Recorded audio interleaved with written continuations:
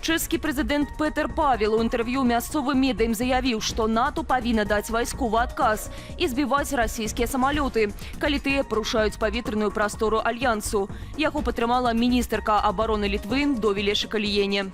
3 расійскія знішчальнікі над Таллінам – яшчэ адзін выразны сігнал. Усходні вартаўнік даўно спазніўся. Паўночна-ўсходняя мяжа НАТО правяраецца не проста так. Гэта не проста правакацыя, гэта тэст на трываласць. Час перастаць паказваць ваганні і пачаць дзеяць рашуча.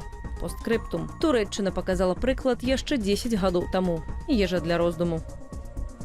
Шакаліене прывяла ў прыклад інцыдэнт, калі Турцыя ў 2015-м збіла над сваёй тэрыторыяй расійскі Су-24, які вылецеў з вайсковай базы ў Сірыі. У адказ Расія ўвела санкцыі супраць турэцкіх тавараў і панізіла палітычныя кантакты. Нагадаем, у ноч на 10 верасня каля 20 беспілотнікаў заляцелі на тэрыторыю Польшчы. А ў мінулую пятніцу расійскія самалёты парушылі паветраную прастору Эстоніі і польскай свідравальнай платформы ў Балтыцы. Учора стало вядома, што ў межах аперацыі НАТО «Усходні вартаўнік» да патрулявання польскага неба ўпершыню далучыліся брытанскія знішчальнікі.